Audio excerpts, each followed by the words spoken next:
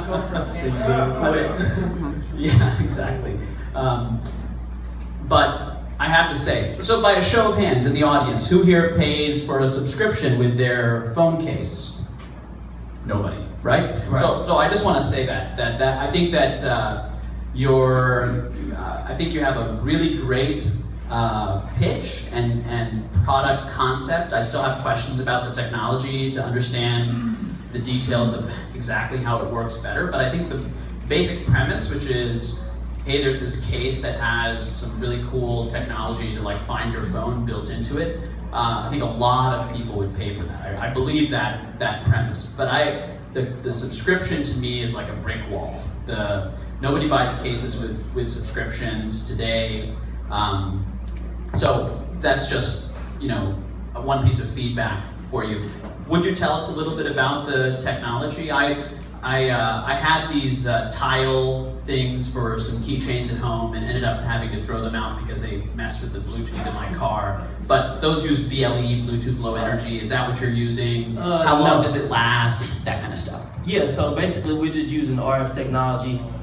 It's a computer board inside the case and a computer board inside the fob, so they communicate with each other using coin batteries. So it's not low energy Bluetooth or anything of that nature. This is simply low tech designed to solve the problem. So half of the stolen phones are actually left in a public place, and most phones are lost places we go every day. The number one place phones are lost is the coffee shop. And kind of, it's a book called Science and Success, and in there they say people don't know what they want because they haven't been exposed to it. So a lot of times when we're saying what they won't buy, nobody has even offered it and thought to do that.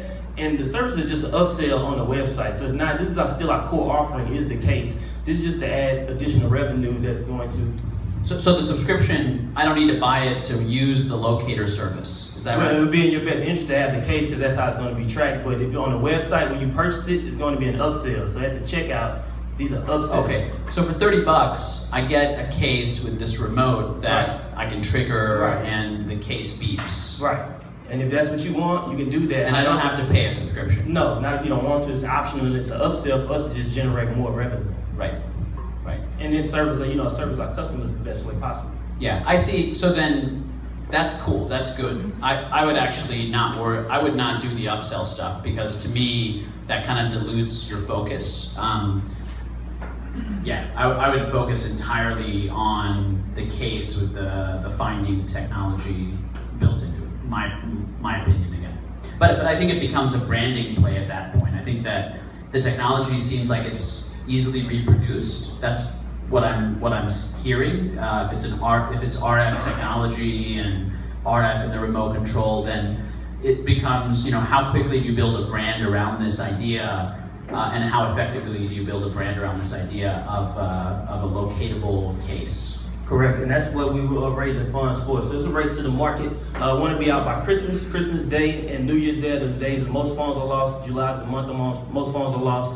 So it's really a race to the market for that branding with people because basically our brand promise is going to be, does it work when you press the button? And definitely confident in my marketing skills as well as the ability to put a team together to actually brand and market this product. So my background is actually in fashion as well. So I went to fashion school. Also going to be doing things in Beverly Hills, the Couture Academy there as well. So I definitely, want to get to the brand. So I also like very much the presentation. My comments would be, I agree with focus. So I would agree that the product is easy to understand if it does one thing, which is, I get the case, and if I lose it, it beeps. I think that's easy to understand. I would not get also into the data protection kind of things, because I think that then you're expanding it and making it more difficult to understand. I would definitely keep the message super simple, just to, this is a find your phone case. And after you've grown, when you get thousands of customers or millions, then I would expand. That would be first feedback. The second feedback is, it says that you send an alert to the phone when the owner is separated more than 10 feet from the phone case. Correct. Right? So does that mean that then I have to, every time I want to leave my phone and not have it beep, do I have to flick a switch? Yeah, we'll give the on-off option, but like I said, the reality is most phones are stolen because they're left in a public place. So what we're trying to do is prevent theft by preventing separation. So if you don't want to be alerted and walk off, then you're also increasing the chance of your phone being stolen, but we'll give you the option to turn it off. But yeah, because if I'm at home and I plug it because I want to charge it and I go into the other room, I don't want it to start beeping, right? Yeah, that's fine. Yeah, you can turn it off. Like I said, it'd be an on-off feature on there, or you can also remove it from your keychain and kind of leave it there, but then that may be extra work as well. Okay. And then the other thing, let me take it just a different tackle the questions here, which is how are you testing these with customers?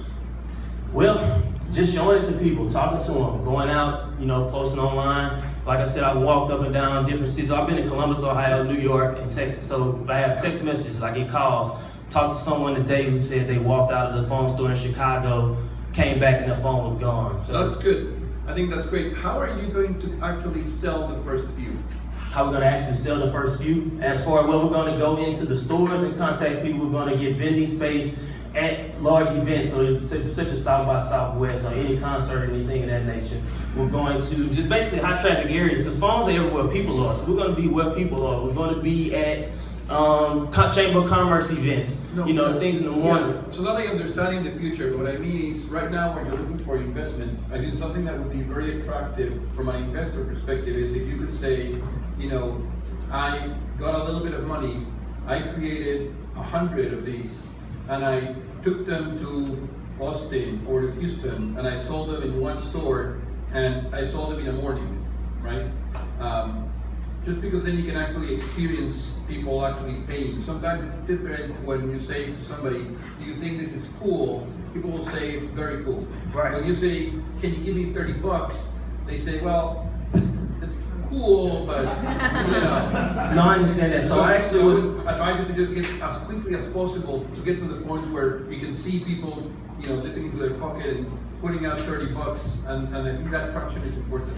Right, so I'm definitely going to do that, and I got 30 samples from the factory. I only have one left. I pitched in the Black Enterprise Elevator Pitch Contest last year in the finals, and when I got off stage, I actually sold like all 29. So this bad boy, we have some pre-orders online as well. We're actually going to launch a crowdfund as well, which is basically pre-orders. So those are all good ideas. Thank you.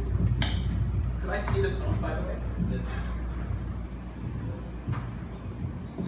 Make sure the data is encrypted. Rakesh can be known to hack things. Yeah, by the way, serious props for having your product here and being able to yeah. Go ahead. Is it okay if I'll just I promise not to break it. How do I change the battery? Do I have to unscrew this thing to change the battery? Yes, right.